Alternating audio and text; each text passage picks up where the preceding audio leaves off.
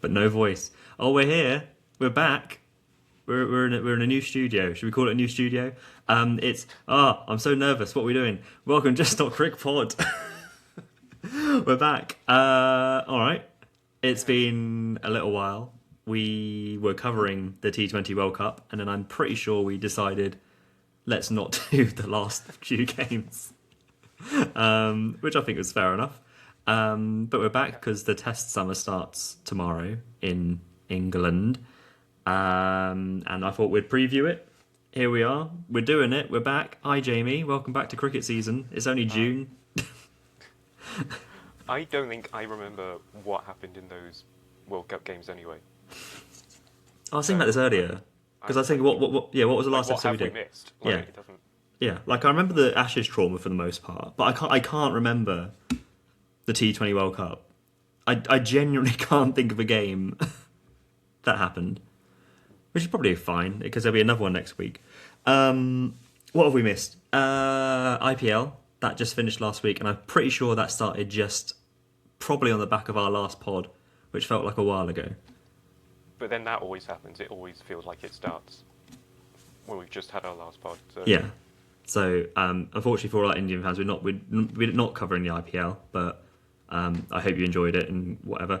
IPL special coming soon. Maybe. I mean, stay tuned. What has happened? County cricket has happened, and there's been quite a lot of county cricket. The Wicket Whippets, which is going to be a small proportion of our listenership, or maybe all of them, have won 3 games out of 4. Jamie, isn't that exciting? That's well good. The last time I heard anything, Yeah. you told me about a win, Yeah. and I've not heard anything since. Common knowledge, you could say. But yeah, that's really good form. Was this our third, fourth year? 4th season. So yeah, it feels like we're actually a proper A team, yeah. And the only one we only lost by 30 runs, and we only had 9 players. So I think that's pretty good. Yeah, maybe those 2 players make up those runs. Yeah, you stop a couple of big overs and stuff, and the runs are catches go to hand rather than a gap. So you never know. So yeah, Even just having them in the field, they might just be there for where the ball is. bit of stoppage. What goes for a 4 might just be a 1. Yeah, no, definitely. Yeah, so Whippets are good. If you don't know who those are, the Wicket Whippers, no Whippets. No, so one of our teams did a wonderful team post before our game and referred to us as the Wicket Whippers instead of Whippets, which as one of our players said, it makes us sound a bit more BDSM, which is fine. But no, we're the Whippets. If you'd like to get involved in London, always welcome. So are you using the wickets Mm. to whip? Or I'd assume so, yeah. Are you whipping the wickets? No, I think you'd have to use the wickets. Okay. I'd have thought that makes. It's like an odd implement to use as a whip, though, isn't it? It's not got that. It's not got the yeah. But there's not really anything in cricket you could use, is there? Really? Maybe like a pad. Yeah. The Velcro on the thinking a pad. Yeah. Yeah. Do you hold the Velcro or do you hold the pad? Because I think the Velcro, I guess. Long enough. Yeah. No, yeah. But then it's more like a really awkward mace. A bit softer. But welcome back to Just Not Crick Pod. That's a not crick out the way. Jamie, how much cricket have you followed in the months that we have been a part of cricket in sense? None. No.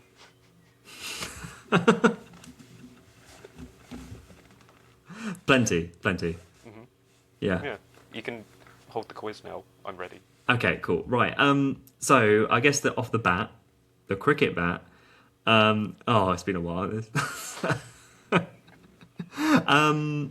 So the main talking point, I guess, which we'll get into is England are playing against New Zealand tomorrow. 4 years since the whole Bazball era began, and 4 years kind of since we began as Just Not Crick Pod. Hasn't that flown by? If I say yes, will that make you feel all warm inside? Yeah, fuzzy. Yeah. Cool. No. Yeah. Okay, cool. Well, it's 4 years on. I read a stat earlier that McCullum is now the longest England coach to stay in a position without winning an Ashes. So some could say he's lucky to keep his job because jobs were on the line, you could say, after the Ashes. And on my notes here, I've put out of the old and in with the old.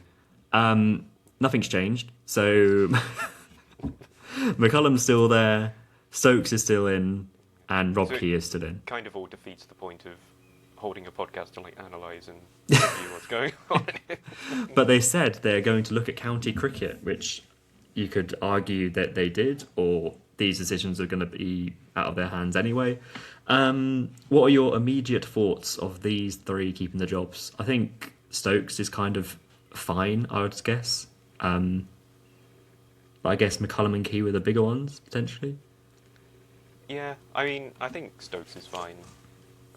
From what I remember of all the news coming out at the time, with all like the drinking and the people going out and like fighting bouncers and stuff, Stokes was actually the one trying to take the Ashes seriously and being like, let's train properly, let's have some training sessions, do extra bits, take our like time here seriously, and then certain players just went off and be like, nah, I fancy a drink, man.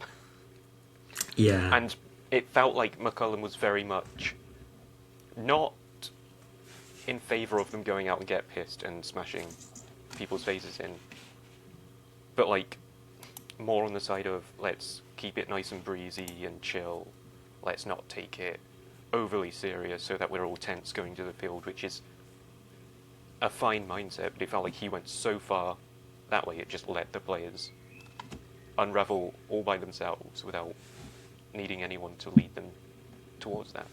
So it just felt like there was a disconnect happening Yeah. there. So it felt like one of them needed to go or be dropped or not be here so that we might see some sort of tangible change. And like it's harder to change your captain than it is a coach, I suppose. Like you can drop Stokes, Yeah. but you can't really. He's still your second best player. Yeah. Yeah. No, I And think, yeah. like you said, McCullum's not won an Ashes series in the 4 years in charge, when every other England coach that's been in this job that long has. So like, Yeah. No, I think, yeah, well remembered all this stuff. Yeah, I think that's Right. bang on the head, yeah. So, yeah, I think that there was a big old disconnect in the Ashes. So Stokes was very much... You could see it midway through the series in that he completely changed his approach in-game as well, whilst, you know, the first game where it was nonsense and everyone was flashing and driving on the up. And then I think it was at Brisbane where he just completely went rear guard and just was, like, blocking, and then happened in Adelaide as well. So he'd obviously changed his philosophy to be like, that's not going to work here, we need to change. Whilst the talk of the town was McCullum was like, no, that we shouldn't be doing that. We should be sticking to our guns and just still be whacking it. So it sounds like that was definitely the case from the findings, the review of the Ashes, which, you know, basically people who kept their jobs did. So there was a disconnect, but it sounds like they've gotten over it. And have said, oh, it's fine to have disagreements, but, you know, it's all the kind of management speaker being like, oh, we're very aligned, we know where we want to end up and what our priorities are, and we know that we'll have to have disagreements and stuff along the way. It's all that kind of stuff. So, don't know. I think if England lose the New Zealand series, I think that's massive pressure on McCullum, and I'm not sure he would see out the summer, I would say. but then, if that's what's happening, like surely you would change before the summer. You'd have thought so. If they lose this series and that's his job done, then why have you waited to make that decision? Like, why aren't you being proactive? That it feels indicative of the Rob Key era. That it's just like we're just gonna wait until it's out of our hands, until it's all too bad, Yeah. before we do anything. Yeah, I think so. So I don't really know how to feel about it. I just feel very shrug. That's the whole feeling. We'll go into the squad in a sec, but the squad I feel a bit less shrug for, but it feels a lot the same. The other change that happened was that Luke Wright left his position as national selector in at the end of the T20 World Cup, but then they've only just recently appointed Marcus North as the selector in the coming weeks. Do you remember Marcus North? No. He played for Australia in like 2009 in the 2009 series. Like he's a left-handed bat. He got a All right. couple hundreds that series, and then he was director of cricket at Durham. So he's been part of the county game for like the last, I'd say, I'm making up a number, 5 to 6 years. But then he also played a lot in the county game. So he's someone, even though he's Australian, he's very kind of ingrained in like the county cricket. And I would say that's kind of a smart appointment because it's actually someone from the game, not just someone. The other person who was rumoured was Stephen Finn, which is like that's just a Luke Wright selection. Cool. But also counter to that, Go on. like jobs for the boys kind of thing. Durham. Yeah, Yeah, it's Ben Stokes' county, so Yeah. like surely he's had an influence in that decision. Rather, like maybe he is the right man for the job. Yeah. We can't judge him on like 2 weeks. of no, not and I don't having think he had a- selected the first yeah. Test squad either. So I don't think he's done that yet. We can't judge him at all, but No. it just there's still that sense of like Mates. there's the connection to Stokes. Is it the right choice? Have Yeah. they actually done their due diligence? Yeah, it's just a funky one in the consideration of like, again, Luke Wright left his position in February, and they only which- appointed them. And a crowd of people went, "Why was Luke Wright actually our selector? Yeah, What's he doing there?" yeah. But it's like, how does it take you like 3 months to assign a very important position before ahead of us? Like that position should have been in by like April. So then they're looking over the county game and stuff for when the selections are supposed to be considered. So just things like that are just frustrating and annoying. So yeah, Marcus North in. What other changes? Another change I quite like. This is all backroom stuff. They've got Sarah Taylor in as fielding coach. So lest we forget, England's fielding in the Ashes was awful, and they didn't have a fielding coach. So then now they brought in Sarah Taylor, who you might remember, England wicketkeeper, and I think probably one of the best wicketkeepers England's produced, and across international cricket genuinely. And she's done a lot of coaching stuff in recent years, and it's obviously the first ever female appointment of part of the men's team in the backroom staff. So it's quite a big monumental thing, and I think out of all the people who've got jobs, I'd say that's one that's earned. Yeah, I like that appointment. Yeah. Like based on absolutely Yeah. nothing really. Again, we can't judge them until results have come in, but like on the face of it, yeah, I Yeah. quite like that appointment. As you said, it's a big step having a female coach Yeah. in the men's setup. So Yeah. bring Yeah. it on. And like she's got the accolades to go with it. So Yeah, 100%. And good for someone like Jamie Smith, who's, I don't think, the best keeper. But then when you've got one of the best keepers then as part of the setup, I think that's only going to help. So that is backroom staff done. I think there's some lucky people in there. Shall we talk about squad? Yeah, let's talk about squad. So considering the squad, you've done some homework. I have done a little bit of homework. I thought it would be fun to make some tier list slop. Did you say tier list slop? I did, yeah, that's what it's known as. We'll Okay. see how it goes. I'm just gonna have to do the entire screen, so if you see Inception for a split second. Just accept it. Oh no, it's Yeah. fine. It's there. Zick, let's go. I didn't see it at all. So do you want to talk us through? Yeah, sure. So I've just selected through I've found the pictures of England players selected for the men's squad, sorted by who's in the first 11/12 for the game tomorrow. Mm-hmm. We have 5 tiers because I couldn't be asked to add another tier if you want to add one. Yeah. We have Ding Dong, the Witch is Dropped, which is primarily for Zach Crawley. Well, Zach Crawley, let's just say he's not in the squad, so he's just here as Yes. an honorary example of how this works. exactly. Okay. Exactly. And, I wanted to celebrate the fact that Crawley has been dropped, Yeah. which some would say is really petty and not great, but here we are. C tier, cool, I hate it, which Yeah. is just... Sure. Yeah. We'd rather them not be in the squad, but whatever. Okay. Yeah.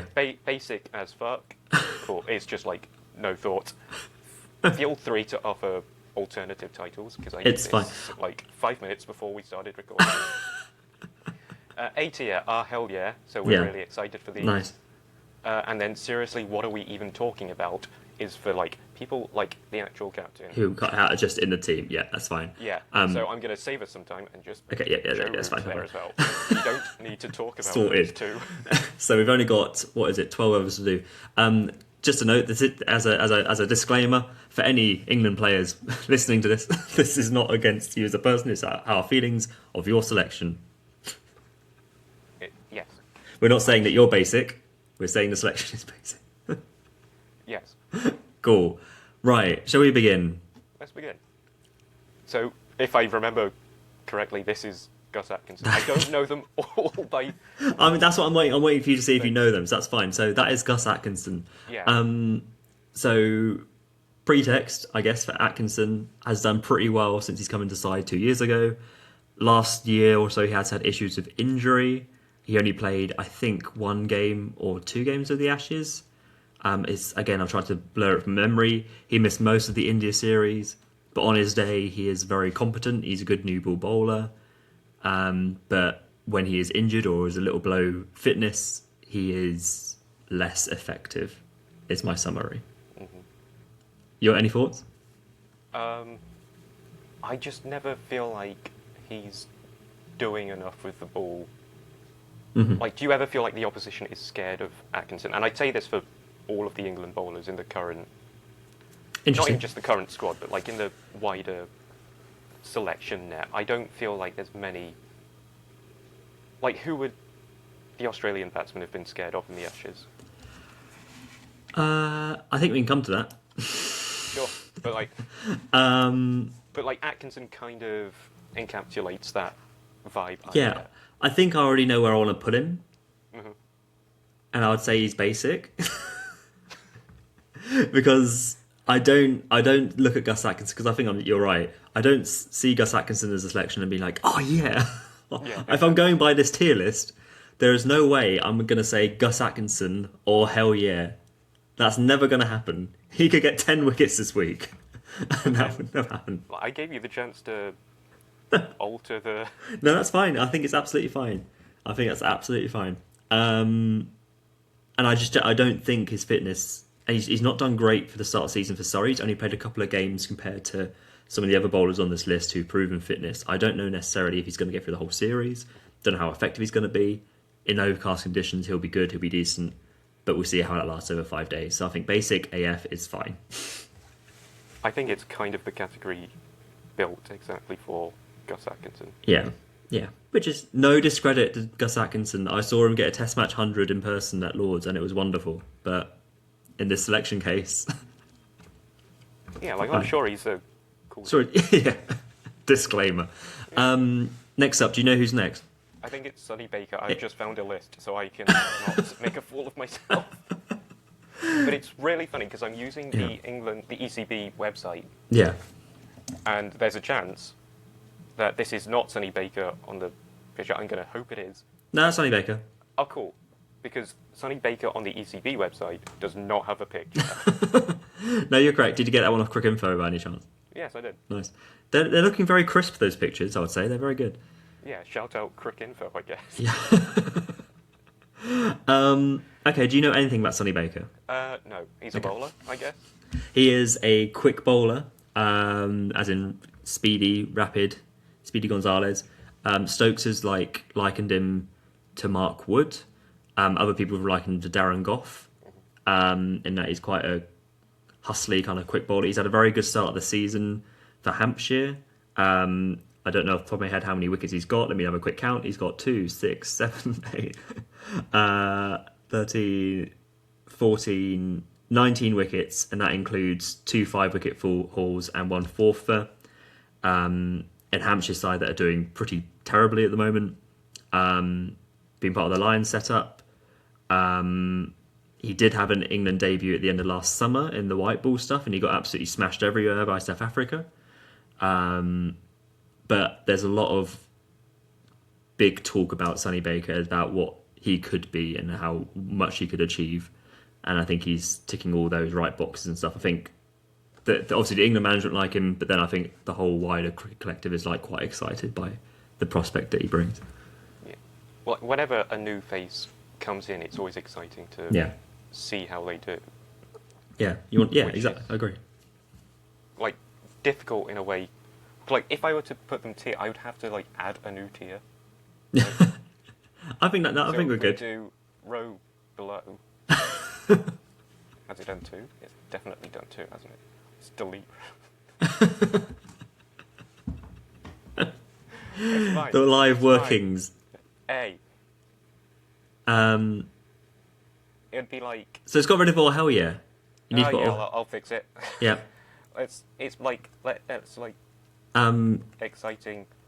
Let's see how it. Yeah. Okay. That Yeah. feels Yeah. Yeah. right for like the. Like For Sunny the Baker, I'd say Baker yeah. and- I'd agree with that. Poor Gus, he's gone down a tier. I mean, he's in the same tier. Okay, that's fine. Cool. Got it. Nice. Like, You happy with that for Sunny Baker? yeah, I think so. Like, Yeah. Cool. there's Great. Yeah. not enough to judge him on to go either way, really. No, I think this is fair. I mean, if you don't think it's fair in the comments, let us know. Shoaib Bashir. Do you want me to do another pretext for Shoaib? Yeah, why not? Didn't play a single game in the Ashes.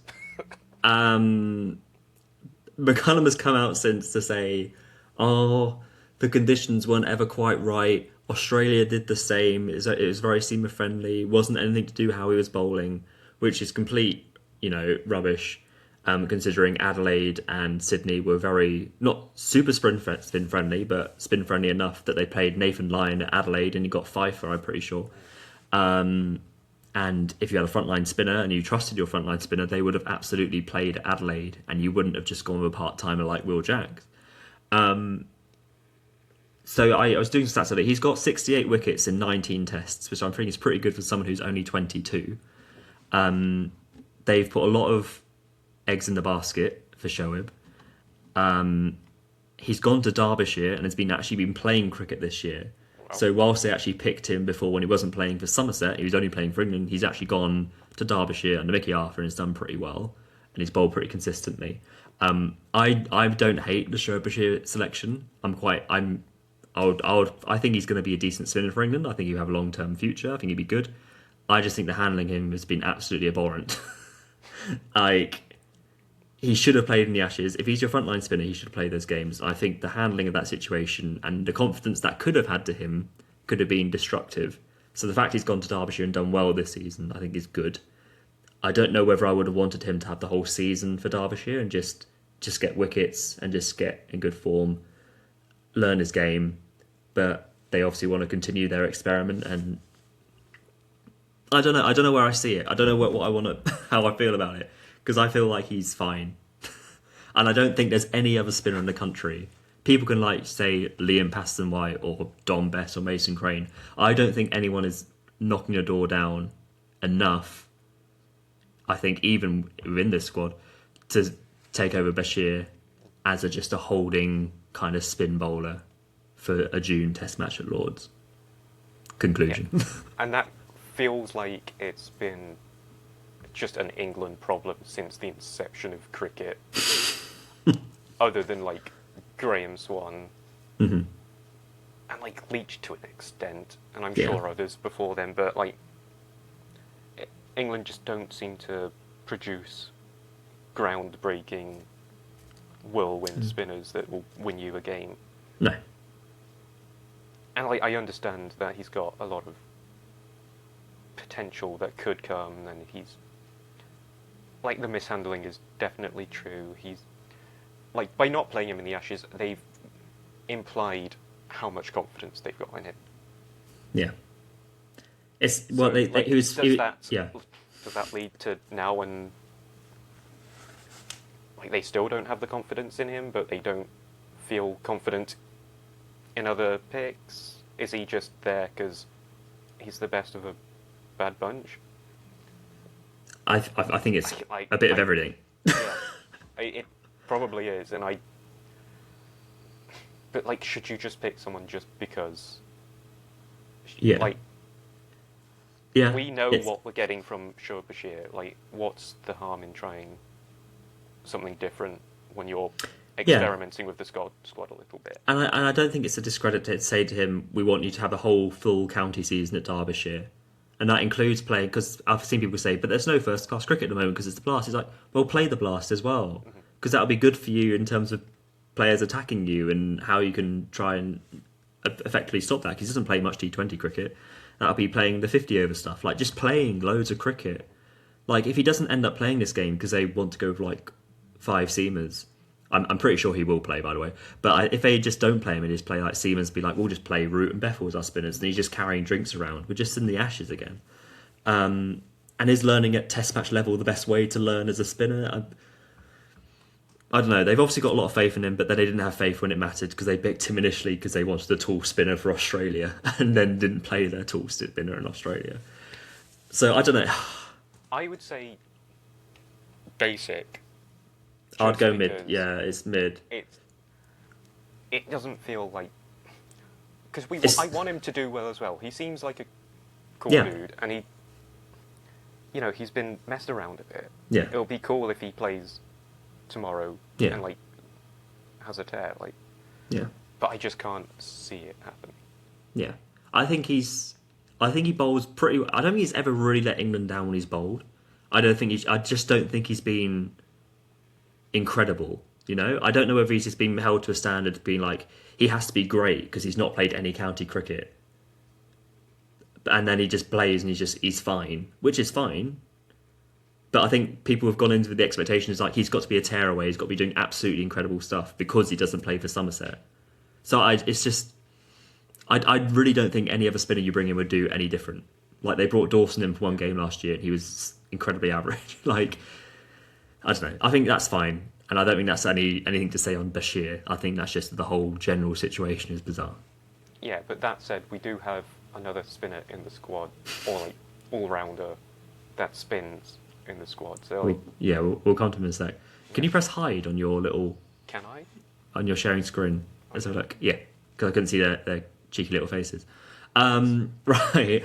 It wasn't their turn anyway. Yeah. Okay, well, next one. Jacob Bethel. Do you want to do the pretext or now? Yeah, I'll do pretext. He's good and exciting and will probably be in the team for a long time, so I'm just going to put him there. Yeah, oh hell yeah.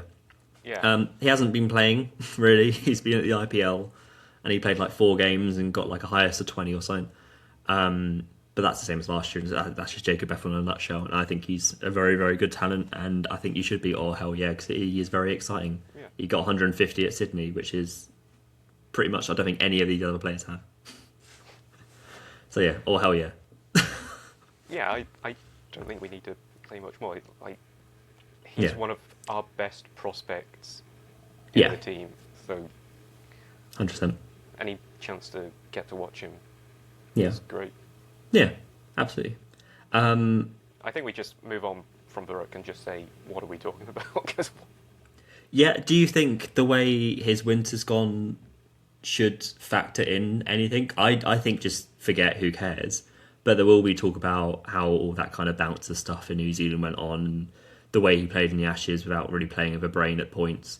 Is that just Brooke, and you just accept it, that he's a once-in-a-generation talent who just has brain fades and makes silly decisions? No, I don't think you can ignore it, because it obviously played into the cricket that he was playing. He was obviously off form, and I think off-pitch stuff definitely influences what you do when you're playing. So you need to nurture him and coach him, and like I seem to remember him getting out in the same way several times throughout the series. So like you can't ignore what's happened. You just have to accept that they are mistakes and work on them and fix them for future games. Yeah. He's probably too good to drop, considering who would you like put in place? Well, exactly. Yeah, for sure. No, I agree. No, you're correct. I've nothing. And he's an incredible player. He averages like 55 in Test cricket still, and he had a very underwhelming Ashes. He's going to be he will be in England great in whatever capacity he goes down, whether he does go down a white ball route eventually or anything like that. But he will be. So I think that's fine. Ready to go next? Let's go next. Ducky. Ben, I think Ducky this is do. the first one I'm going to put in cool, I hate it. Oh, I feel interesting. Like I feel like he's not kicked on enough. Okay. I think the only reason he's in this squad is because we've dropped Crawley. I don't Probably, think yeah. you can change both openers in the same No. series or in like the same selection cycle.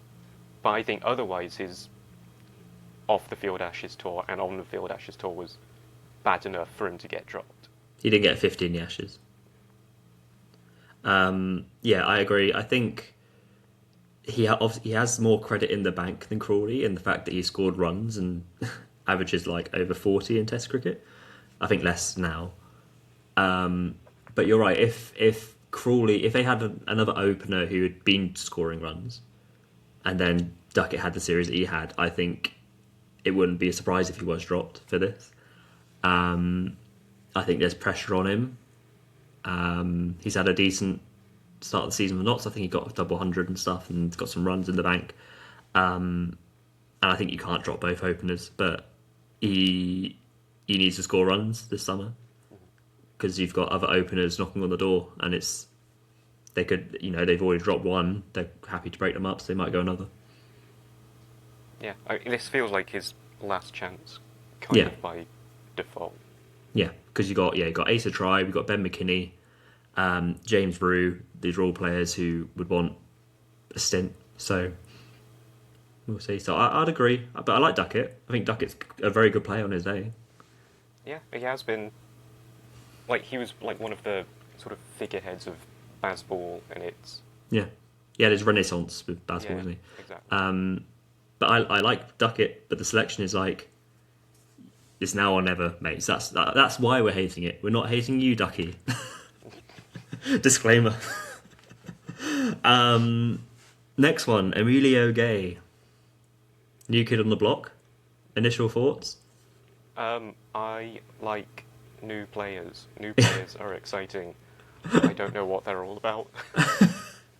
But that's the exciting part Yeah. of them. Whether they end up being good or bad, like, it's the surprise factor, it's the enigma about them. Yeah. It's just like the learning what they're about, what kind of player they are. Yeah. And he's an English-Italian cricketer as well, and has represented Italy in the past, which I think is quite exciting. So, like, very much a Jade Burt Dernbach of our Yeah. times. Just as good. But yeah, Durham player has scored, I think, 300s this season, maybe 4. Scored quite a lot of runs last season as well in Division 1. It's a kind of like when McCullum and everyone said that we'll look at county cricket this year. He's the kind of player that you'd say they could pretend that's what they were meant, because he's a player that's been churning out runs and has been putting consistent performances in, that you can't then look away and look at someone else, because it has to be him, because he's, I think, the prime spot. All the other players that were in contention, you could have maybe gone back to Hamid, Sibley. You could also gone new with McKinney as well, or Asa Tribe, but none of them have had strong seasons so far, whilst Emilio Gay has. He's a left-hander, which I like.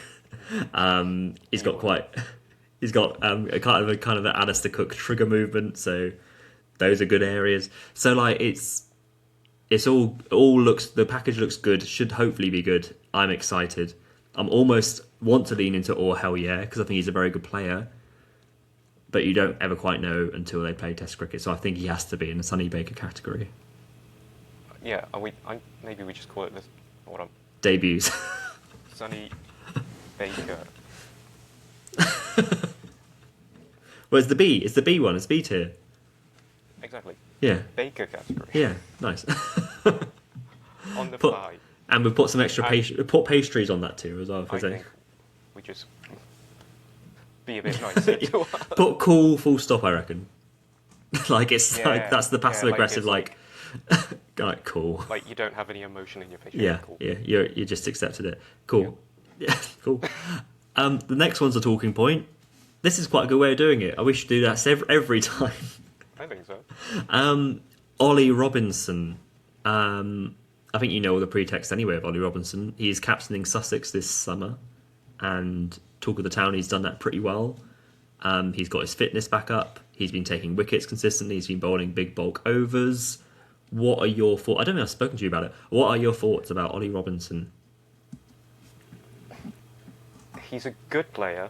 Mhm. I'm sure, like, his form has warranted his selection. Yeah. Like, he might be like the experienced bowler that's played for England before to come in and sort of lead the attack Yeah. kind of way. But there is like part of me that's just not sure. Mhm. I don't know if it's going to work out, and it's not like based on any kind of logic or Yeah. like stats or anything. Yeah. It's just a Hunch. feeling in the pit of my chest, in the pit of my shoulder. Yeah. I don't know how it's going to go. Do you want some stats?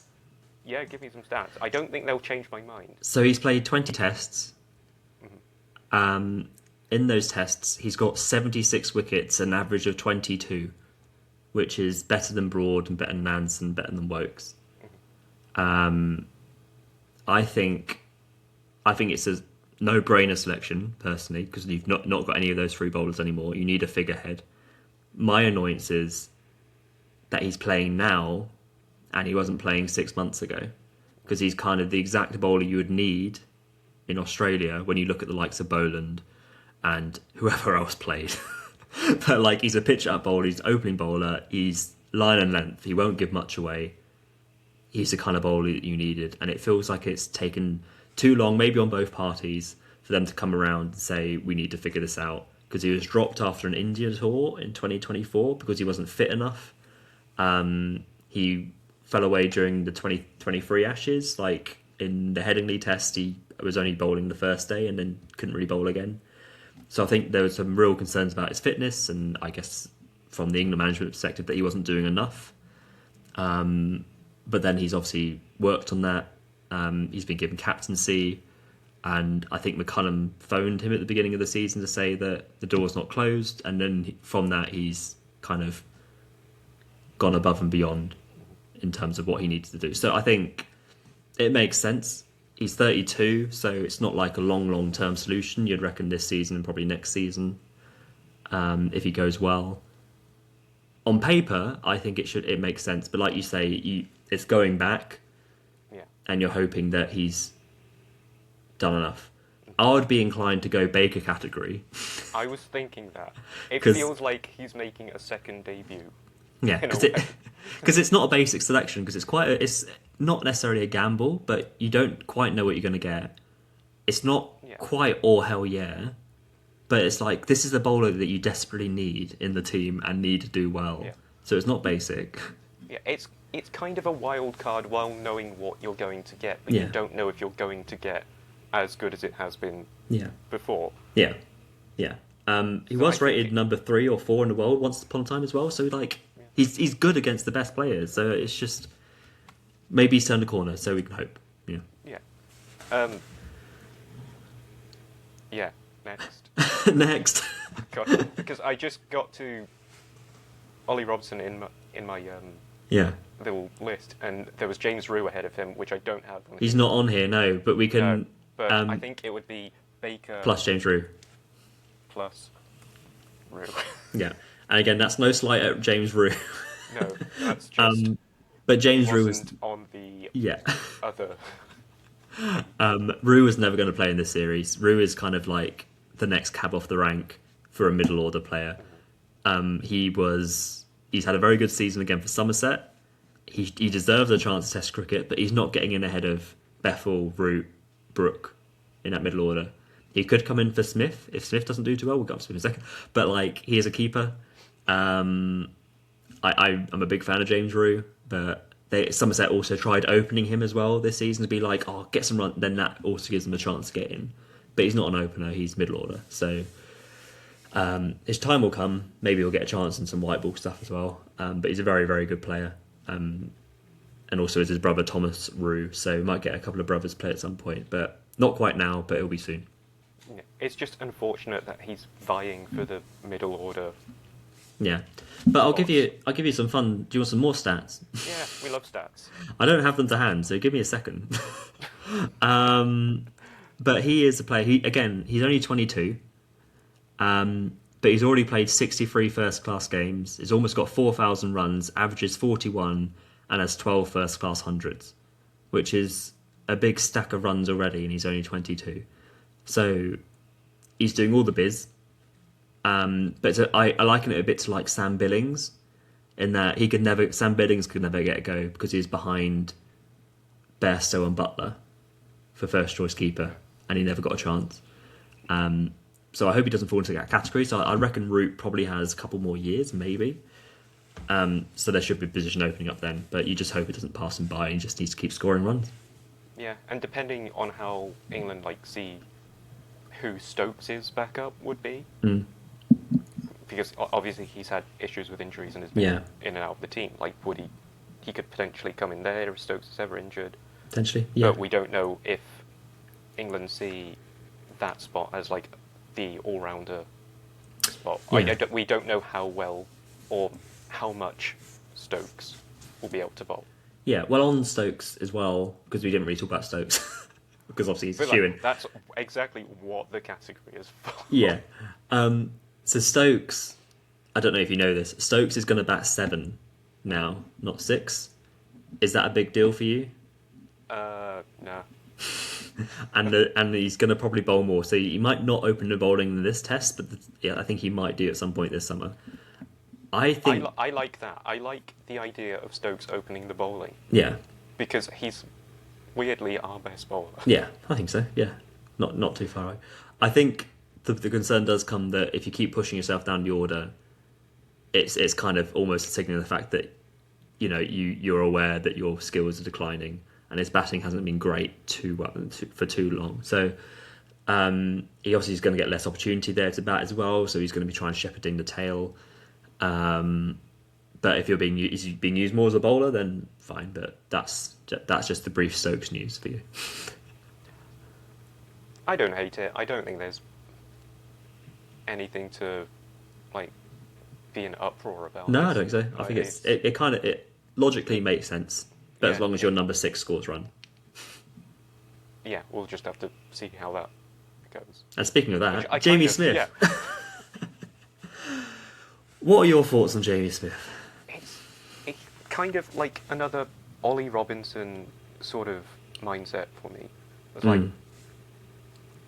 I know there's probably not many other outstanding choices to replace him. But he just hasn't... It doesn't feel like he's done enough for me. He'll have flashes with the bat, or he'll have flashes of good spells keeping, but then he'll make some really basic unforced errors. With both. With both. That will remind you that he's for keeping especially, he's not ever been a specialist keeper, has he? No. Well, you've got who is the keeper? I was going to talk Foster. He's not playing. It's Folkes. Ben It's Folkes. frontline keeper at Surrey, who injured himself bowling this year. So we need to. And he's also said recently in an interview that he's not a keeper. He's a batter, and he keeps a bit.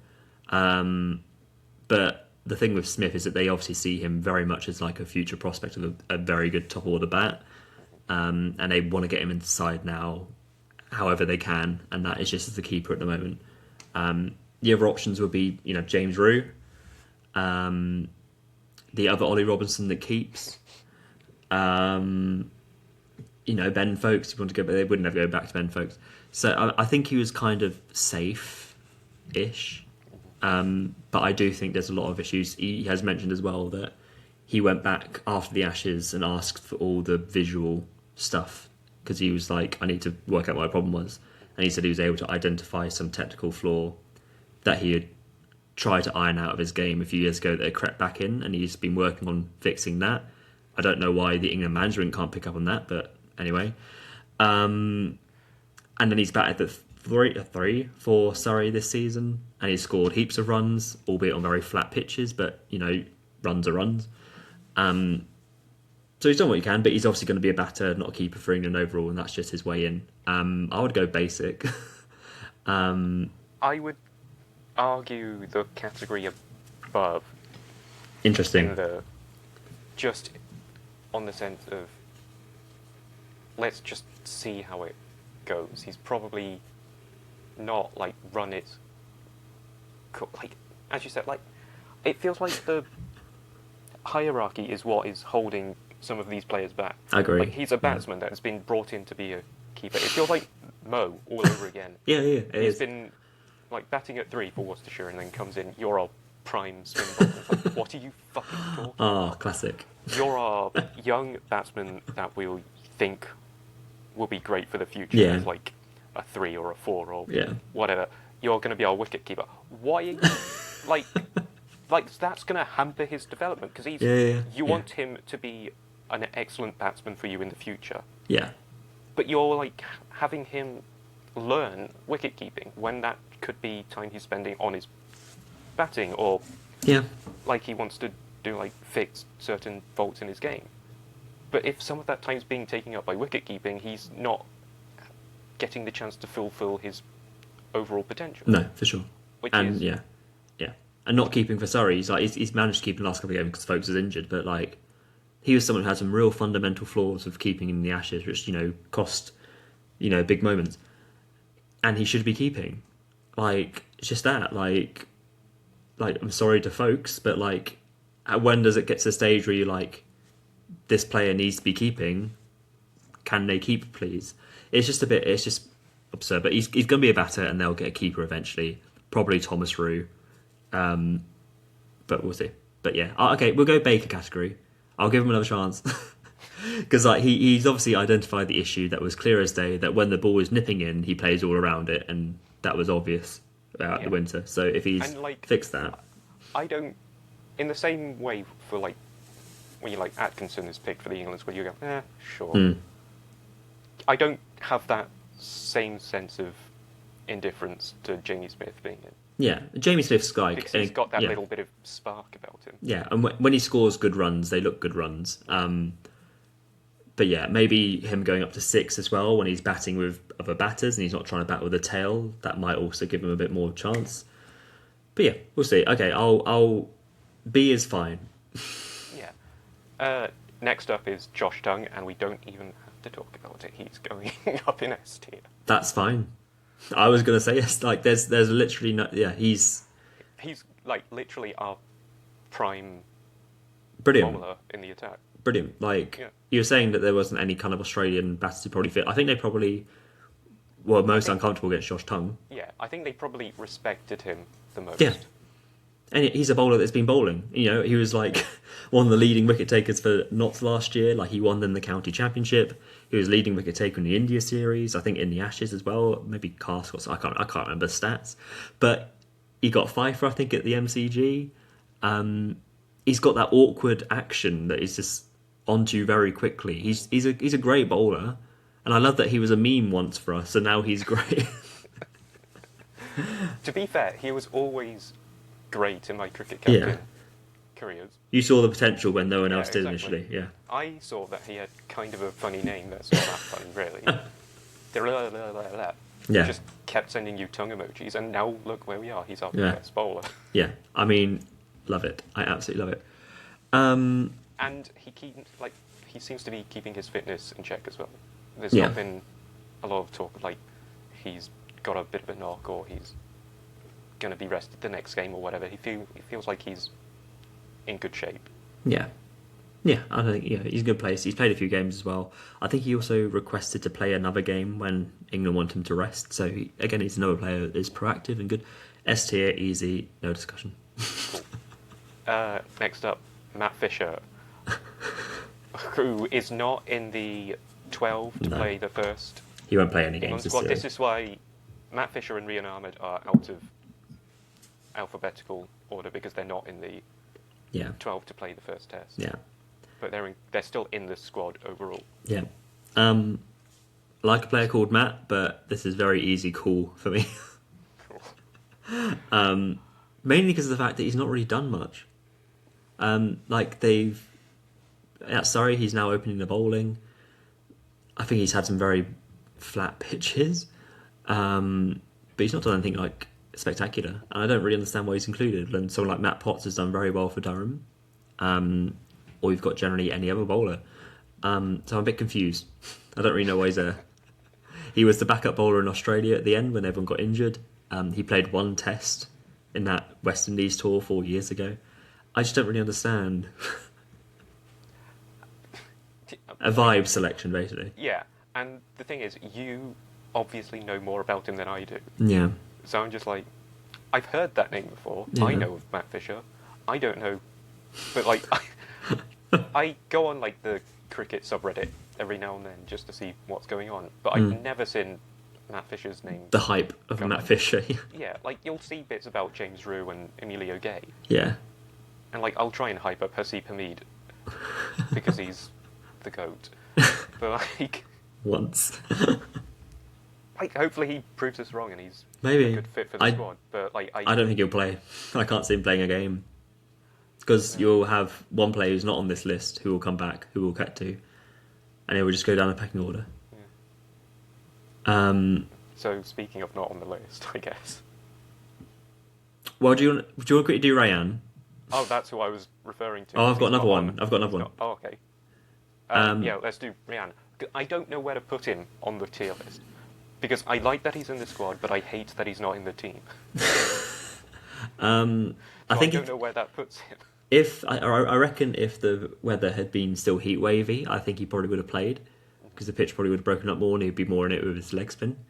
Do you think if Stokes hadn't made the decision to go back to 7, he'd have more of a chance to play as well? I thought when they announced the squad or the talk was out, I thought he was just going to play anyway. I thought he was going to bat 8. Well, yeah, I thought he would as well, but like, I'm trying to find some like reasoning from I don't England's know. perspective why he isn't. Other than they're banking on Bashir. Yeah, I think for this game in particular, because it's not going to be a massive spin-friendly wicket, they just want a bowler who's just going to bowl in the right areas rather than someone who's going to be looking to rag it.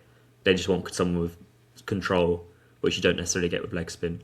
I think it's good that he's in the squad because that means he's basically there. If there's ever a game with a second spinner, he's in. If Bash gets a broken finger again, then he's in. He's the next one in. I think that's good to know. I just don't think an overcast pitch in June is the pitch for Rayan Ahmed, unfortunately. Yeah. But maybe when Stokes goes, I think maybe he's as we're talking about next person in, I think he's probably makes most sense because he's probably going to be a better batter than bowler anyway. But he'll offer you a bit of the ball, but he's going to be a good that batter. lends more to England being able to play 4 seamers Yeah, and just having a really good Exactly. spin option. yeah. Like when Stokes goes, he could easily then go into that number 7 position. Yeah. But all of this just doesn't help where I put him in the actual. I put tier B. list. I think he's a Baker category, considering he's not playing as Yeah. well. I think he'd be, if he was playing, he'd be. Oh hell yeah, hell yeah. yeah. But Not quite. Yeah. The one player who's not here is Jofra. yes, So you know he's not playing because he's at the IPL, right? yeah. When we were talking about Bethel, I think it was. Mm-hmm. I will just try and stop the screen share. But I don't know. Just how, press stop. Because there we are. It was as simple as that. Yeah, when we were talking about Bethel, Yeah. and you were mentioning how well he'd done at the IPL, it was in my head because I'd seen a little news headline about Joffa not being in the squad, and like the IPL might have had some influence on that. I didn't read the article; it was just a thing that came up when I was researching the squad, Mm-hmm. and I don't think I was expecting Jofra to be in the squad. Anyway, I just kind of expect him to be injured. So maybe that's part of the reason. But like, I wasn't expecting him to be here anyway, so Yeah. Well, the IPL finished on Sunday, but I mean, like I said, Bethel came from the IPL earlier because he broke his or hurt his little finger. Carl Jameson for New Zealand was at the IPL, but he's going to be in the squad and probably playing. It has caused a bit of a ruckus because it's like the thought process is, well, he's a centrally contracted England player. They are his main employer, but then his other employer, which aren't his main employer, are basically dictating when he's playing, and England aren't having control of the player. I think I've kind of agreed that he probably wouldn't play for me anyway. If he's been playing the whole IPL, even if you take him away early, you probably just need to give a bit of time to get a match fit for red ball cricket and don't just chuck him straight in. Do you want to hear what Stokes said about it today?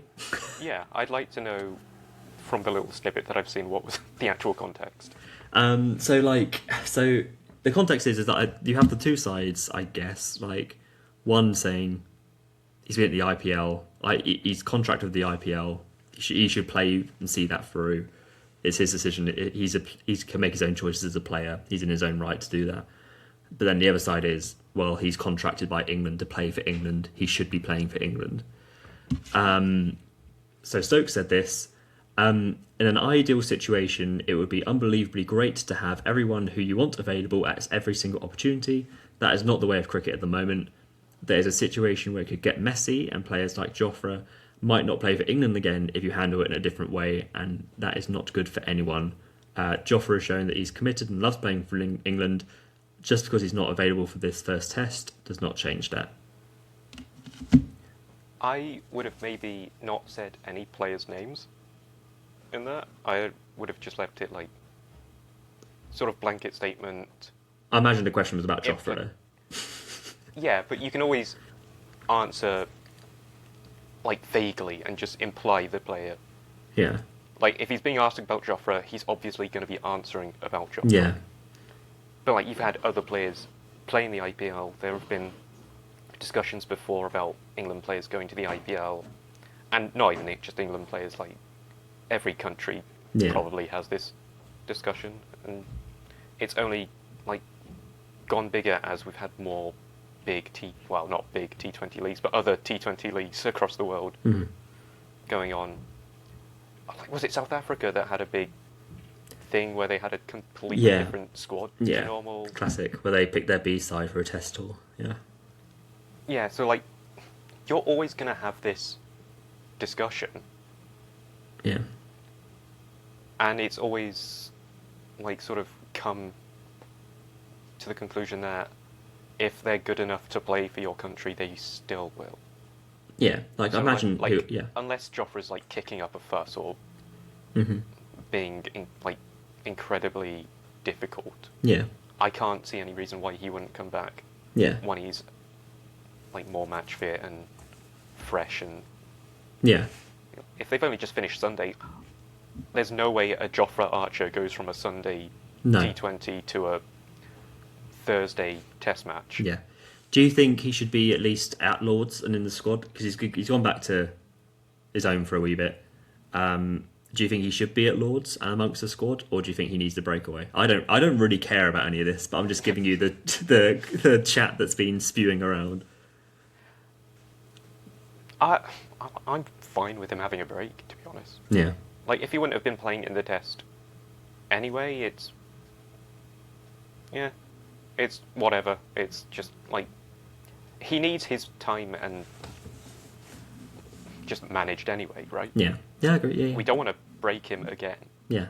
The one thing, I think most of that's what was said Stokes was fine. What I think he hadn't said, but shouldn't have really said, or probably shouldn't have mentioned, is when he said the bit about there is a situation where it could get messy and players might not play for England if you don't handle it in a good way.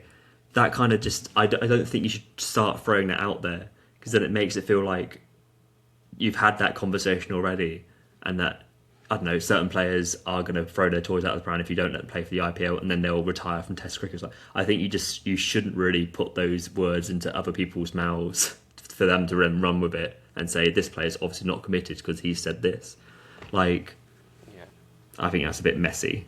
Rather than super messy. Has a little bit of a tendency to say something spicy in interviews and presses. Yeah, and that's Which that'd be another I headline. don't mind, Yeah, especially from the captain. I like go for it. Like yeah, you, if there's anyone in the team that's gonna call out like difficult behaviour or yeah, your teammates being dicks or yeah, whatever, is you've got to have the captain do that. yeah, And I'm yeah, sure, like, we know Stokes is a good bloke. Like, yeah, yeah. he's and he obviously wants England to do well. I'm sure he wants Jofra to be part of the Yeah, 100%. any success England might have. Yeah, and he recently played 3 tests in a row in Australia. Like, and I don't think any of us would ever really expected that.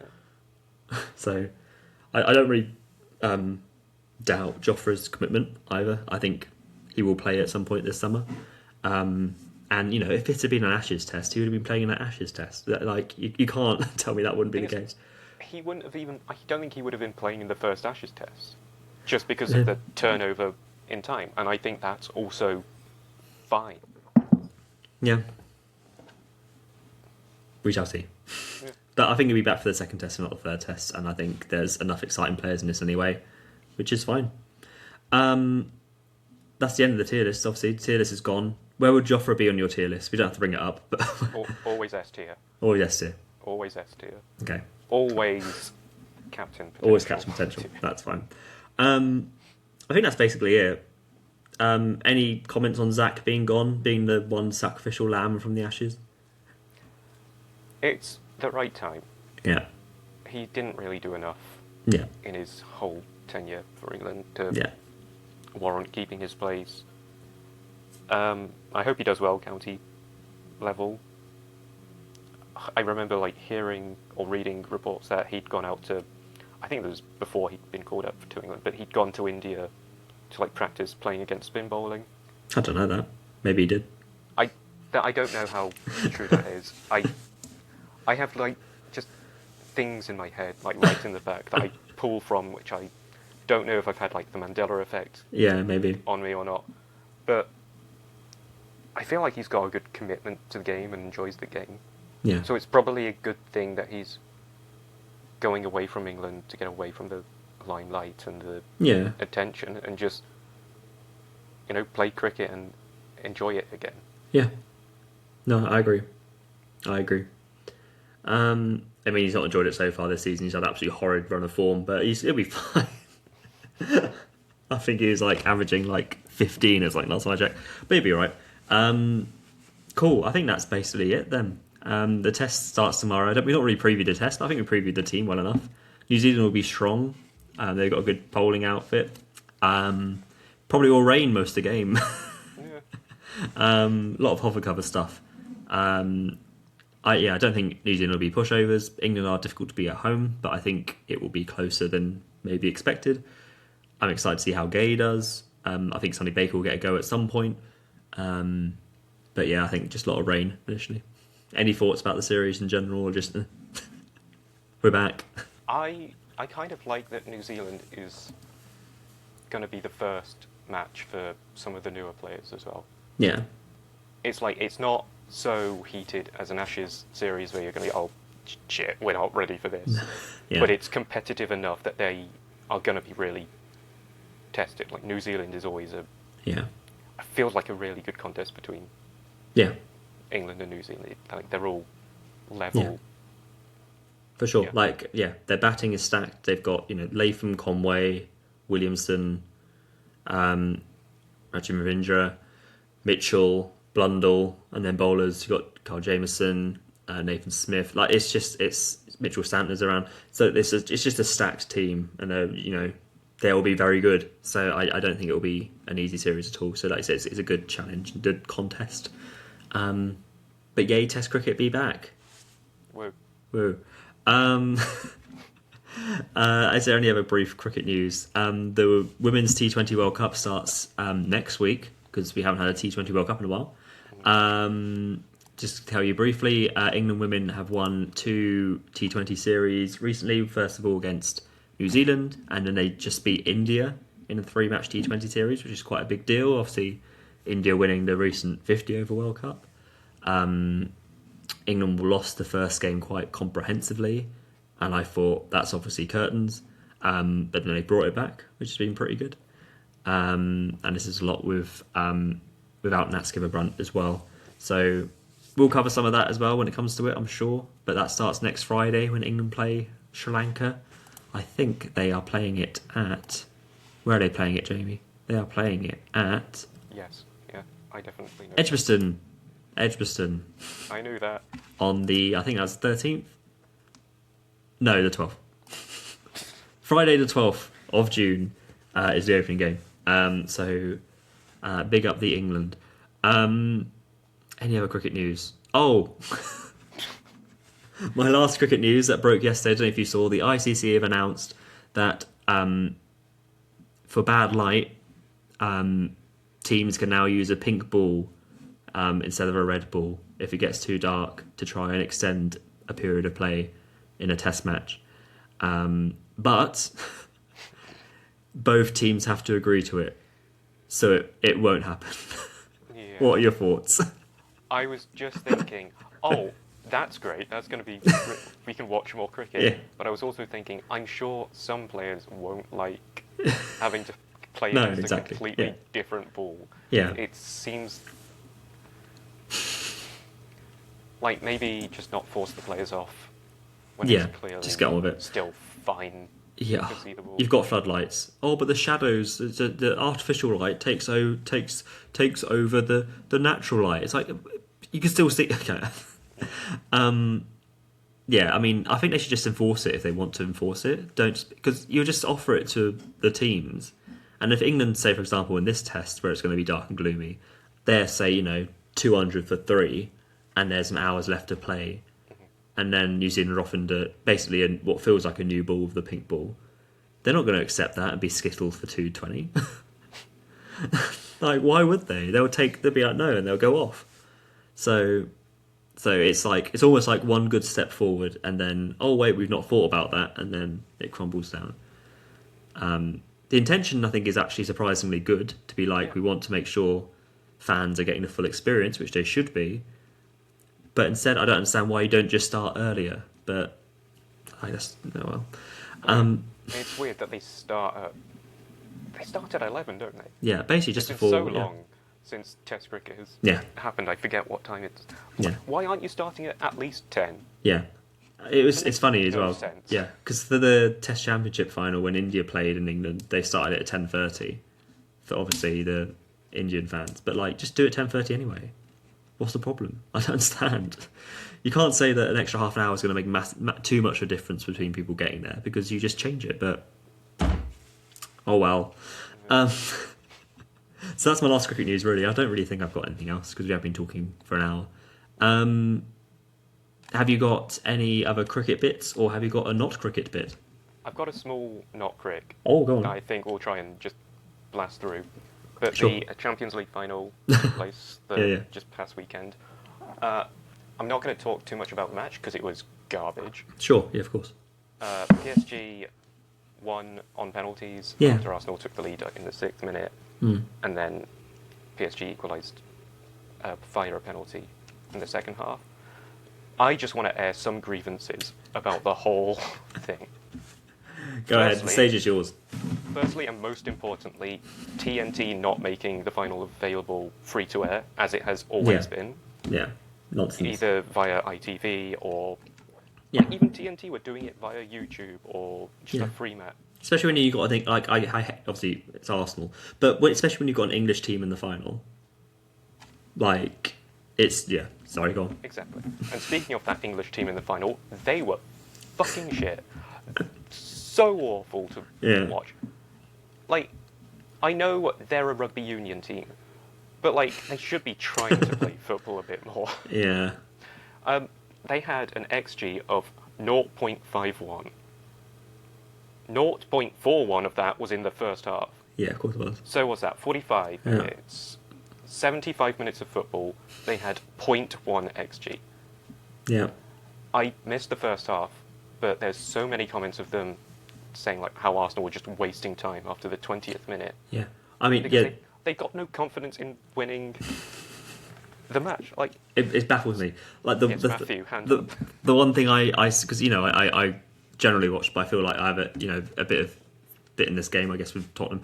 But the one thing I enjoyed most of what I saw was when they had a corner kick on the stroke of half time, but they were doing their classic Arsenal thing of taking their time, and then the ref actually blew for half time. I was like, that's great. Yeah. Like, you should. Like, you can't just get away with this. I just don't understand. Like, Can I have surely you some want of to that in the Prem, please? Yeah, like, why don't you want to quickly take the corner and get a goal before half time and you're 2-0 up and you probably won it? Why are you I don't understand. Like, it's bizarre to me. Yeah. And that's not to say PSG were No. good. No. Like, they didn't really threaten Arsenal a lot. I thought Desiree Doué was quite good when he came on. He was a big threat with his pace, but just didn't have Yeah. like the cutting edge at times. Yeah. But like, it's also a final. It's going to be a nervy, Yeah. tense occasion. Where Like, you're never really going to get like a 5-0, are you, in a final? Yeah. Well, other than last year when PSG won 5-0 against Inter Milan. Did they? Oh, well done. Yep. GG's. Yep. I wouldn't know that. I know when Tottenham won 1-0 against Manchester United in the Europa League. Europa League, man. No one cares about Europa League. Grow up. That's my knowledge. Yeah. Other grievance: the fucking awful coverage of the not free-to-air Champions League final by TNT Sports. AFTV. Yeah, pretty much. Yeah. The lack of neutrality, the clear bias towards Arsenal, and it's not even bias, I believe. I cannot actually believe that players like Steven Gerrard and Owen Hargreaves, who are part of the alleged golden era for England, Yeah. who players from that era have said, we fell into cliques because of the club rivalry was so big, are now supporting Arsenal to win this European final. Yeah. You cannot make me believe that these people want Arsenal to win. And it kind of shows in the absolute garbage punditry that they're just Well, it's spouting. nonsense, isn't it? You want to watch it as like a It's neutral not kind even, of I wouldn't even say it's as good as nonsense. Ali McCoist is nonsense, but that's entertaining. Yeah. He's full of shit and still obviously biased towards Arsenal.